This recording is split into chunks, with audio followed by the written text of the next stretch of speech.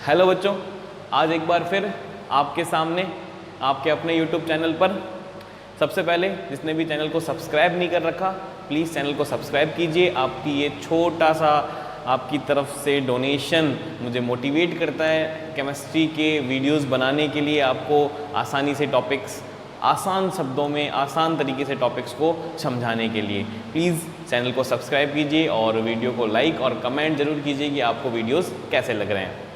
आज जो अपन टॉपिक की बात कर रहे हैं, नीट के हिसाब से देखा जाए तो बड़ा ही इंपॉर्टेंट टॉपिक है, स्टेबिलिटी ऑफ कार्बोकैटायन। जीओसी की एप्लीकेशंस के ऊपर बेस्ड है, इलेक्ट्रॉनिक इफेक्ट्स की एप्लीकेशंस के ऊपर बेस्ड है। आसान सी चीज़ें हैं, आसानी से समझ भी आ जाती है। अगर आपको इलेक्ट्रॉनिक इफेक्ट्स के बारे में अच्छी जानकारी है तो फिर आप कार्बोकैटायन की स्टेबिलिटी आसानी से निकाल सकते हो। अगर आपको इलेक्ट्रॉनिक इफेक्ट्स की जानकारी नहीं है तो आप मेरी जीओसी प्लेलिस्ट के अंदर जीओसी की जो लेक्चर सीरीज़ है वहाँ जाके आप इलेक्ट्रॉनिक इफेक्ट्स अच्छे से पढ़ सकते हो। एमएचआई इफेक्ट्स के बारे में वहाँ पे पूरी जानकारी दे रखी है। बात करते हैं अपन स्टेबिलिटी ऑफ कार्बोकैटायन की, लेकिन उससे पहले बात करते हैं कि ये कार्बोकैटायन होता क्या है। देखो, अगर मैं एक सिंपल कार्बोकैटायन की स्ट्रक्चर की बात करूं तो यह आपके पास एक कार्बोकैटायन की स्ट्रक्चर होती है जिसमें 3 बॉन्ड पेयर और एक पॉजिटिवली चार्ज कार्बन वहां पर प्रेजेंट होता है। 3 बॉन्ड पेयर है तो सीधी सी बात है, जो आपको यहाँ पर हाइब्रिडाइजेशन स्टेट इसकी मिलने वाली है sp2 मिलने वाली है, और बॉन्ड एंगल कितना मिलने वाला है 120 मिलने वाला है। और जो यहाँ पर आपको इसकी शेप मिलेगी वो कितनी मिलेगी, ट्राइगोनल प्लेनर मिलने वाली है। सही है। तो positively charge carbon with 3 bond pair is known as carbocation. और थोड़ी बहुत इसकी जानकारी, इसका हाइब्रिडाइजेशन स्टेट, इसकी शेप क्या होती है और बॉन्ड एंगल वगैरह की। सही है, ये आपके पास कार्बोकैटायन है। क्योंकि हम सब जानते हैं कि कार्बोकैटायन एक तरह का इंटरमीडिएट्स है, और इंटरमीडिएट हमारे रिएक्शन के बीच में बनने वाली वो स्पीसीज है जिससे होकर ही कोई रिएक्टेंट प्रोडक्ट के अंदर चेंज होता है। इंटरमीडिएट की डेफिनेशन क्या बताई जाती है कि इंटरमीडिएट वो स्पीसीज होती है जिससे होकर ही कोई रिएक्टेंट प्रोडक्ट के अंदर चेंज होता है। यानी रिएक्टेंट डायरेक्टली कभी प्रोडक्ट के अंदर नहीं जाता, रिएक्टेंट पहले एक दूसरी स्पीसीज के अंदर चेंज होता है और उससे वापस प्रोडक्ट की फॉर्मेशन होती है। और वो जो बीच में बनने वाली स्पीसीज है उसी को हम क्या बोलते हैं, इंटरमीडिएट बोलते हैं। और हमारे ऑर्गेनिक के अंदर अलग अलग तरह के इंटरमीडिएट्स होते हैं, इसमें से कार्बोकैटायन भी एक इंपॉर्टेंट इंटरमीडिएट है। मैक्सिमम रिएक्शंस के अंदर आपको carbocation as a intermediate form होता हुआ मिल जाता है। वो जो एक बात यहाँ पर ध्यान रखने वाली ये है कि जब भी प्रोडक्ट बनता है इंटरमीडिएट से बनता है, तो अगर आपका इंटरमीडिएट अनस्टेबल है तो प्रोडक्ट भी आपका अनस्टेबल बनता है, और अगर आपका इंटरमीडिएट स्टेबल है तो आपका प्रोडक्ट भी क्या बनता है, स्टेबल बनता है। यानी कि आपको ये जानकारी होनी चाहिए कि स्टेबल इंटरमीडिएट और अनस्टेबल इंटरमीडिएट क्या होते हैं। इसी के लिए अपने को ये स्टेबिलिटी ऑफ कार्बोकैटायन पढ़ना पड़ता है। रिएक्शंस में भी हेल्प करता है और डायरेक्टली क्वेश्चन भी यहाँ से पूछे जा सकते हैं। चलो बात करते हैं अपन कार्बोकैटायन के स्टेबिलिटी की। पॉइंट वाइज पॉइंट अपन इसकी स्टेबिलिटी सीखेंगे और फिर लास्ट में ओवरऑल ऑर्डर और कुछ एग्जांपल्स देखेंगे और पूरा टॉपिक आपको बहुत आसानी से समझ में आ जाएगा। सही है। सबसे पहला पॉइंट जो इनकी स्टेबिलिटी को डिसाइड करेगा कि अगर आपके कार्बोकैटायन के अंदर रेजोनेंस और हाइपर कॉन्जुगेशन इफेक्ट प्रेजेंट है, यानी एक एग्जांपल में रेजोनेंस है और दूसरे में हाइपर कॉन्जुगेशन है, तो सीधी सी बात है रेजोनेंस वाले की स्टेबिलिटी ज़्यादा बताओगे हाइपर कॉन्जुगेशन वाले से। ये सब हम इलेक्ट्रॉनिक इफेक्ट्स के अंदर सीख चुके हैं। अगर आपके पास सारे ही रेजोनेंस वाले हैं एग्जाम्पल्स, यानी जितने भी एग्जाम्पल दे रखे हैं उन सब के अंदर रेजोनेंस है, तो सीधी सी बात है नंबर ऑफ रेजोनेटिंग स्ट्रक्चर्स जितनी ज़्यादा होगी स्टेबिलिटी उतनी ही ज़्यादा आएगी। और अगर सब एग्जाम्पल में हाइपर कॉन्जुगेशन इफेक्ट लग रहा है तो सीधी सी बात है नंबर ऑफ अल्फा हाइड्रोजन जितना ज़्यादा होता है स्टेबिलिटी आपको उतनी ही ज़्यादा मिलती है। नंबर ऑफ अल्फा हाइड्रोजन, आपको सबको पता है कि कार्बोकैटायन जो है वो हाइपर कॉन्जुगेशन इफेक्ट शो करता है, और हाइपर कॉन्जुगेशन इफेक्ट सारा अल्फा हाइड्रोजन पे डिपेंड करता है। नहीं पता तो आप मेरा अल्फा हाइड्रोजन कैलकुलेशन वाला वीडियो देख सकते हैं, वहाँ पे बहुत ही आसानी से बता रखा है किस तरह से अल्फा हाइड्रोजन कैलकुलेट की जाती है। तो सबसे पहला पॉइंट है रेजोनेंस और हाइपर कॉन्जुगेशन में से आपको किसको चुनना है? रेजोनेंस को चुनना है। एग्जाम्पल की बात करें, जैसे मैंने लिया कोई ये कार्बोकैटायन और एक मैंने लिया CH3CH2 प्लस, साफ साफ दिख रहा है डबल सिंगल पॉजिटिव। यहाँ पर आपको 2 कॉन्जुगेशन दिख रहे हैं, रेजोनेंस की कंडीशन दिख रही है, जबकि यहाँ पर 3 अल्फा हाइड्रोजन है, यानी हाइपर कॉन्जुगेशन की कंडीशन है। तो यहाँ पर लग रहा है रेजोनेंस और यहाँ पर लग रहा है हाइपर कॉन्जुगेशन। स्टेबिलिटी रेजोनेंस वाले की ज़्यादा बताओगे in comparison to hyperconjugation. सही है। अगर एग्जाम्पल कुछ इस तरह से आ जाए कि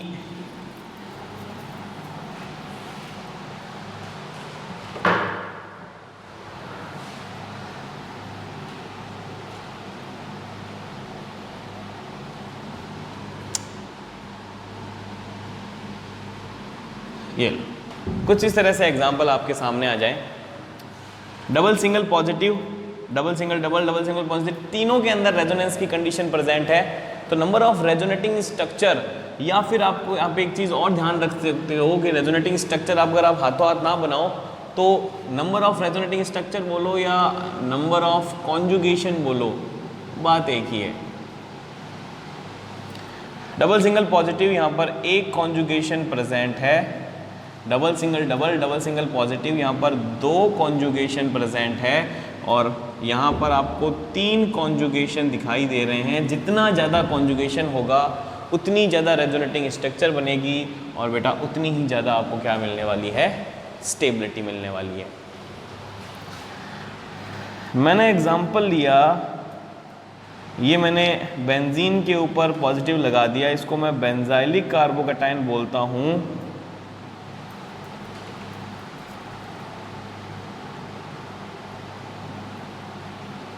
और इसके साथ साथ मैंने नॉर्मल कॉन्जुगेशन वाले कार्बोकैटायन ले लिए, तो सीधी सी बात है यहाँ पर रेजोनेंस है, यहाँ पर रेजोनेंस है, यहाँ पर हाइपर कॉन्जुगेशन है, ये तो सबसे पीछे की तरफ चला जाएगा। कॉन्जुगेशन यहाँ पर भी है, कॉन्जुगेशन यहाँ पर, यानी दोनों में रेजोनेंस प्रेजेंट है। लेकिन सीधी सी बात है बेंजीन की एरोमेटिसिटी है, इसका मतलब यहाँ पर स्टेबिलिटी ज़्यादा मिलेगी आपको, नंबर ऑफ कॉन्जुगेशन भी ज़्यादा है, प्लस बेंजीन की एरोमेटिसिटी के कारण यहाँ पर आपको स्टेबिलिटी ज़्यादा मिलेगी। तो स्टेबिलिटी का जो ऑर्डर आपके सामने आएगा वो आएगा 1, 2 और 3। देखो अगर मैं नेक्स्ट एग्जांपल्स की बात करूं, अगर कुछ हाइपर कॉन्जुगेशंस को आपस में कैलकुलेट करूं, तो एक फेमस सा क्वेश्चन है जो कि आपको किताबों के अंदर भी मिल जाता है। मैंने लिया CH3 CH2 पॉजिटिव, मैंने लिया CH3 CH पॉजिटिव CH3, मैंने लिया CH3 CH3 positive, 1 degree 2 degree और 3 डिग्री कार्बोकैटायन का आपस में कंपैरिजन कर रहा हूँ। यहाँ पर किसी तरह की रेजोनेंस की कंडीशन प्रेजेंट नहीं है, हाइपर कॉन्जुगेशन यहाँ पर प्रेजेंट है। तो अल्फा हाइड्रोजन गिननी पड़ेगी आपको, 3 alpha hydrogen, 6 alpha hydrogen, 9 alpha hydrogen, इस तरह से 3, 2, 1 इसकी स्टेबिलिटी हो जाएगी। तो सबसे पहला पॉइंट रेजोनेंस और हाइपर कॉन्जुगेशन से स्टेबिलिटी कैसे डिसाइड करते हैं, ये मैंने आपको सिखाया। बात करते हैं स्टेबिलिटी के अंदर इसके दूसरे पॉइंट की। दूसरा जो पॉइंट है आपके पास वो है सब्स्टिट्यूटेड कार्बोकैटायंस का।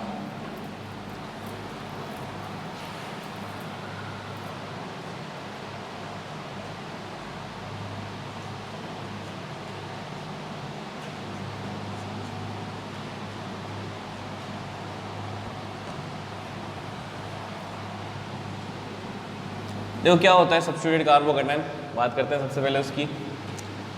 अगर आपको कहीं पर भी पॉजिटिवली चार्ज कार्बन या कार्बोकैटायन किसी Z स्पीशीज से जुड़ा हुआ मिल जाए, जहाँ पे ये Z क्या हो सकता है, कोई ऑक्सीजन का कंपाउंड हो सकता है, कोई नाइट्रोजन का कंपाउंड हो सकता है, या फिर फ्लोरीन का कोई कंपाउंड हो सकता है, कहें तो कार्बोकैटायन अगर डायरेक्टली हाई EN वाले एलिमेंट्स नाइट्रोजन, ऑक्सीजन और फ्लोरीन से जुड़ा हुआ है तो ये कहलाते हैं सब्स्टिट्यूटेड कार्बोकैटायन। और सब्स्टिट्यूटेड कार्बोकैटायन की जो स्टेबिलिटी होती है, substituted carbocations are more stable than benzylic carbocation. ऊपर हमने जो कैटेगरी पढ़ी थी रेजोनेंस हाइपर कॉन्जुगेशन, उसमें रेजोनेंस वाले की स्टेबिलिटी ज़्यादा थी और रेजोनेंस वाले में भी जो बेंजाइलिक कार्बोकैटायन था उसकी स्टेबिलिटी ज़्यादा थी। यानी ऊपर वाले पॉइंट से हमें ये पता चलता है कि बेंजाइलिक सबसे ज़्यादा स्टेबल होता है ऊपर वाले पॉइंट से, फर्स्ट पॉइंट से। लेकिन सब्स्टिट्यूटेड कार्बोकैटायन बेंजाइलिक से भी ज़्यादा स्टेबल होता है।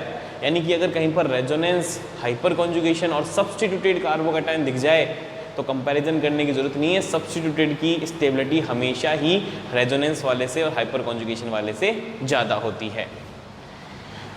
प्रॉब्लम हमारे पास तब आती है जब अपने को सेम कैटेगरी से मिल जाए, यानी कि सारे ही एग्जाम्पल हमारे पास कौन से हो, सारे ही एग्जाम्पल हमारे पास सब्स्टिट्यूटेड के आ जाएं। यानी कि इस तरह से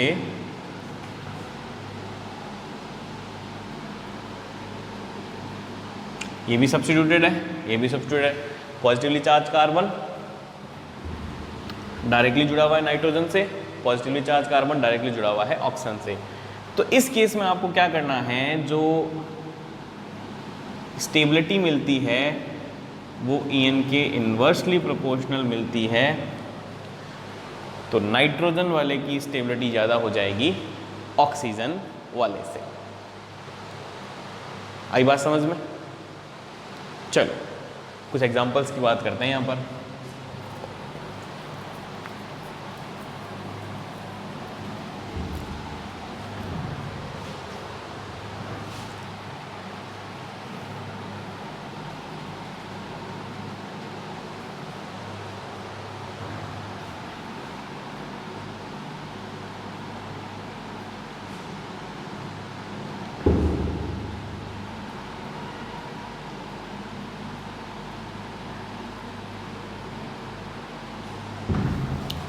ये एग्जाम्पल है, positively charge carbon directly oxygen पे जुड़ा हुआ है, यानी कि ये सब्स्टिट्यूटेड की कैटेगरी है। पॉजिटिवली चार्ज डायरेक्टली ऑक्सीजन से जुड़ा हुआ है, यानी सब्स्टिट्यूटेड की कैटेगरी है। यहाँ पर positively charge carbon directly oxygen से नहीं जुड़ा हुआ, बीच में एक कार्बन और है, यानी कि ये सब्स्टिट्यूटेड नहीं है। इसका मतलब वो सबसे पीछे आएगा। अब इन दोनों में सब्स्टिट्यूटेड तो है ही। दूसरे इफेक्ट्स की बात करते हैं अपन, हाइपर कॉन्जुगेशन इफेक्ट लगाते हैं। देखो रेजोनेंस तो लॉन पेयर सिंगल पॉजिटिव के हिसाब से, लॉन पेयर सिंगल पॉजिटिव, यहाँ पर भी ऐसा ही कॉन्जुगेशन है। हाइपर कॉन्जुगेशन इफेक्ट लगाते हैं तो देखो पॉजिटिवली चार्ज कार्बन के रेस्पेक्ट में उससे डायरेक्टली जुड़ा हुआ कार्बन अल्फा कार्बन होता है, लेकिन यहाँ पर है नहीं, इसका मतलब 0 अल्फा हाइड्रोजन है। पॉजिटिवली चार्ज कार्बन से डायरेक्टली जुड़े हुए कार्बन अल्फा कार्बन होते हैं और उस पर लगी हुई हाइड्रोजन अल्फा हाइड्रोजन होती है। तो यहाँ पर 6 अल्फा हाइड्रोजन है, तो आपके पास जो आंसर आएगा वो आएगा 213। तो इस तरह से सब्स्टिट्यूटेड को प्रायोरिटी देते हुए, और अगर सब्स्टिट्यूटेड की सेम कैटेगरी आ जाए तो EN के हिसाब से, और अगर वो भी ना हो तो फिर दूसरे इफेक्ट्स के हिसाब से आप कार्बोकैटायन की स्टेबिलिटी डिसाइड करते हैं।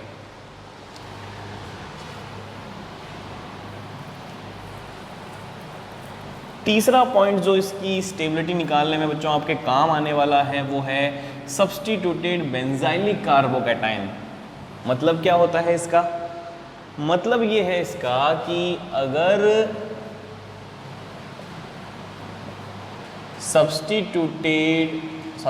बेंजाइलिक कार्बोकैटायन के ऊपर सब्स्टिट्यूएंट लगा के आ जाएं तो सब्स्टिट्यूएंट के चेंज होने से इसकी स्टेबिलिटी कैसे चेंज होगी उसकी बात करते हैं अपन। तो यहाँ पर इसके इलेक्ट्रॉनिक इफेक्ट्स के हिसाब से +m सबसे ज़्यादा स्टेबिलिटी बढ़ाएगा, फिर +H, फिर +I का नंबर आएगा, 0, -I, -H, और सबसे लास्ट में नंबर आएगा आपके पास माइनस एम का, यानी plus M H I stability बढ़ाएंगे और minus M H I stability कम कर देंगे। मैं कुछ एग्जांपल्स लेता हूँ।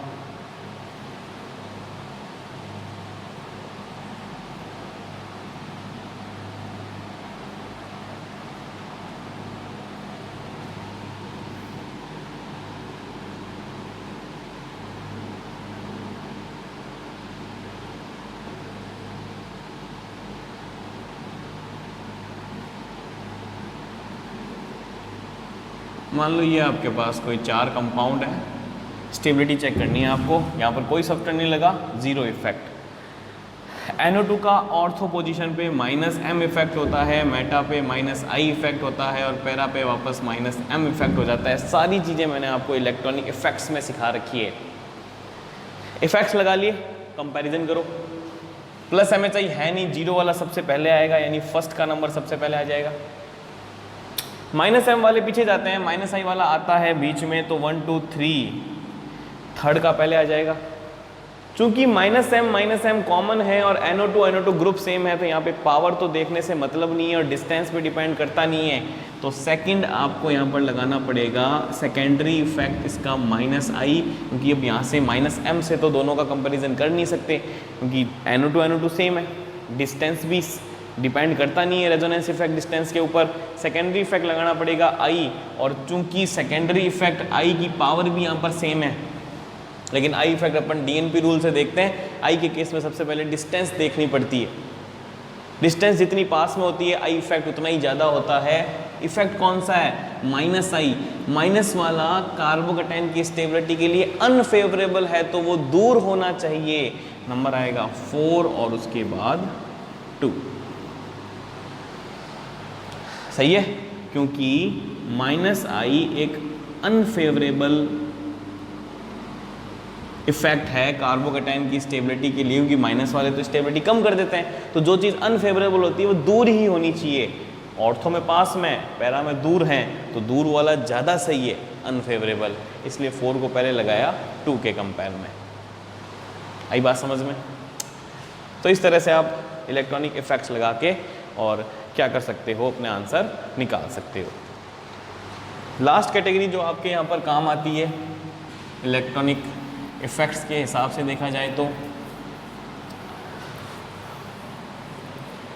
कई बार बड़ा कंफ्यूजन सा हो जाता है मामला। वो इस तरह से बेंजीन रिंग के ऊपर पॉजिटिव लगा के दे देता है और हमें गुमराह करने के लिए, ताकि हम इसको बेंजाइलिक रीड करें। तो देखो बच्चों, बेंजाइलिक में और इसमें बहुत फ़र्क है।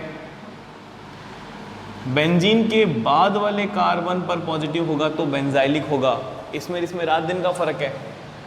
पॉजिटिव सिंगल डबल यहाँ पर कॉन्जुगेशन में है पॉजिटिव चार्ज, जबकि पॉजिटिव डबल या इधर से देखा जाए तो ये किसी तरह से कोई कॉन्जुगेशन में नहीं है। ठीक है, यहाँ पॉजिटिव चार्ज कॉन्जुगेशन में नहीं है, जबकि यहाँ पॉजिटिव चार्ज कॉन्जुगेशन में है। क्योंकि यहाँ पॉजिटिव चार्ज अब किसी को ये लग रहा होगा पॉजिटिव सिंगल डबल, तो double single double single double पूरा चलना चाहिए, हर बार चलना चाहिए। यहाँ पे देखो, positive single double single double single double single, positive कहाँ गया? दोबारा राउंड में पॉजिटिव आया ही नहीं। इसका मतलब ये पॉजिटिव यहाँ पर कॉन्जुगेशन में नहीं है, ये डबल बॉन्ड के साथ कॉन्जुगेशन में यहाँ पर नहीं प्रेजेंट है। अगर नहीं प्रेजेंट है तो ना तो यहाँ पर प्लस एम इफेक्ट लगेगा और ना ही माइनस। हाइपर कॉन्जुगेशन भी यहाँ पर लगेगा नहीं, एम नहीं लग रहा तो एच भी नहीं लगेगा।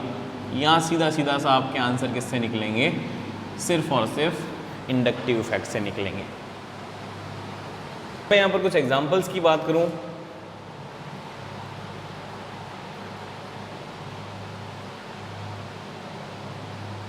मैंने लगा दिया NO2, मैंने लगा दिया CCl3। NO2 का माइनस आई इफेक्ट है, CCl3 का भी माइनस आई इफेक्ट है, और मुझे पता है कि NO2 का माइनस आई ज़्यादा पावरफुल होता है CCl के कंपेयर में, और माइनस वाले स्टेबिलिटी कम कर देते हैं। इसका मतलब स्टेबिलिटी ज़्यादा किसकी होगी? CCl3 की। एक एग्जांपल अगर मैं और लूँ, ये मैंने लगाया NO2, ये मैंने लगाया CH3, ये इसका -I, ये इसका +I। प्लस वाले स्टेबिलिटी बढ़ाते हैं तो सीधी सी बात है CH3 वाले का क्या मिलेगा आपको, ज़्यादा मिलेगा। ये 4 पॉइंट्स हैं जो कि आपको स्टेबिलिटी निकालने में हेल्प करेंगे। और लास्ट में जो सबसे इम्पोर्टेंट चीज़ है वो है ओवरऑल स्टेबिलिटी का ऑर्डर। ये सबसे इम्पोर्टेंट है, ये आपको याद रखना पड़ेगा। ओवरऑल स्टेबिलिटी ऑर्डर सबसे ज़्यादा जो हेल्प करता है स्टेबिलिटी निकालने के लिए वो ये ऑर्डर ही करता है। यहाँ पर अपन ने अलग अलग कैटेगरी वालों का कंपैरिजन कर रखा है, तो अगर क्वेश्चन आपको अलग अलग कैटेगरी के हिसाब से पूछे तो इस ऑर्डर के हिसाब से निकाल दो, और सेम कैटेगरी से आए तो जो भी अपन ने 4 पॉइंट पढ़े हैं उससे आपका आंसर आसानी से आ जाएगा। सही है, चलो सबसे पहला नंबर आता है एरोमेटिक कार्बोकैटायन का, यानी कि ये जो इस तरह के एरोमेटिक कार्बोकैटायन हैं 2, 4, 6, इसका ध्यान रखना। बेंजाइलिक एरोमेटिक नहीं होता, इसको एरोमेटिक की कैटेगरी में मत डाल देना, क्योंकि देखो ये पॉजिटिव चार्ज हो चाहे ना हो ये हमेशा एरोमेटिक है, जबकि यहाँ पर ये पॉजिटिव चार्ज नहीं होगा तो ये एरोमेटिक नहीं होगा, पॉजिटिव चार्ज होने से एरोमेटिक होगा। तो एरोमेटिक कार्बोकैटायन का मतलब ये है कि अगर पॉजिटिव चार्ज की वजह से एरोमेटिक कैरेक्टर आ रहे हैं तो वो कौन सा होता है आपके पास, एरोमेटिक कार्बोकैटायन। उसके बाद नंबर आता है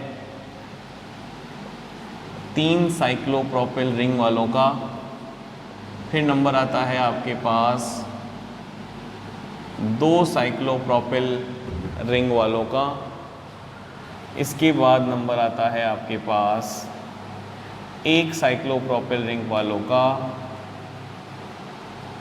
फिर सब्स्टिट्यूटेड कार्बोकैटायन, उसके बाद नंबर आता है रेजोनेंस वालों का,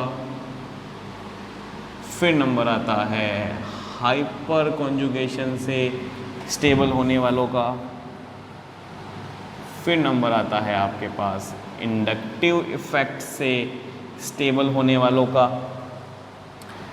फिर नंबर आता है एस कैरेक्टर या फिर मैं कहूँ तो EN वालों का, और सबसे लास्ट में नंबर आता है एंटी एरोमेटिक कार्बोकैटायन। EN वालों का कैसे, EN वालों का मतलब ये है कि मान लो एक आपके पास sp3 के ऊपर पॉजिटिव है, एक sp2 के ऊपर पॉजिटिव है और एक आपके sp कार्बन पे पॉजिटिव है। एल्केन, एल्कीन और एल्काइन से इसको डिनोट कर सकता हूँ।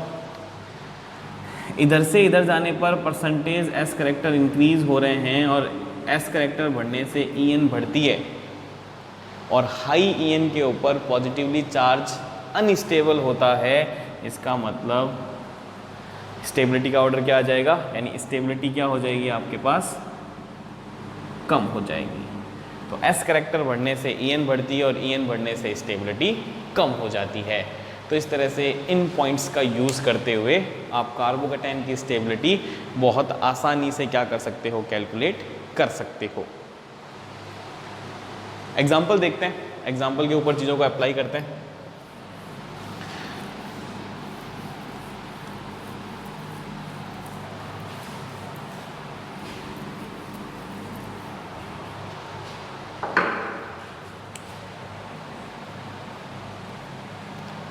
एक मैंने ये लिया, एक ये कार्बोकैटायन लिया,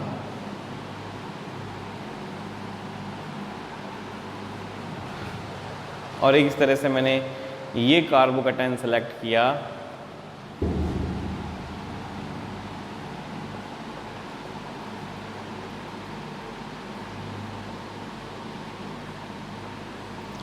एक ये कार्बोकैटायन सेलेक्ट किया।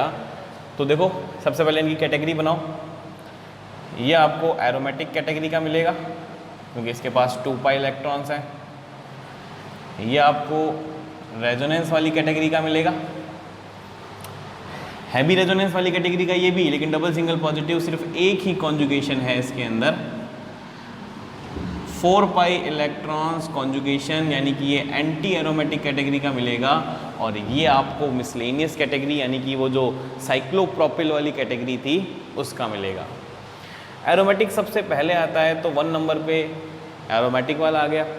उसके बाद साइकिल वालों का नंबर लगाया था तो सबसे लास्ट वाला 2nd नंबर पे आ गया। फिर रेजोनेंस वालों का नंबर था तो 2 और उसके बाद एक कॉन्जुगेशन वाला 3 और एंटी एरोमेटिक वाला सबसे पीछे थे। तो इस तरह से आप क्या करते हो, ऑर्डर निकाल लेते हो।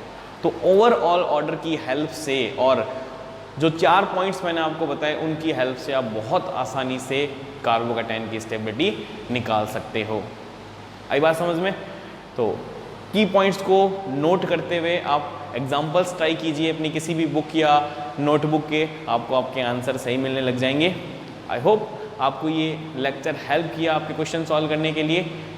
पसंद आया वीडियो को लाइक कीजिए, चैनल को सब्सक्राइब कीजिए और शेयर करना मत भूलिए।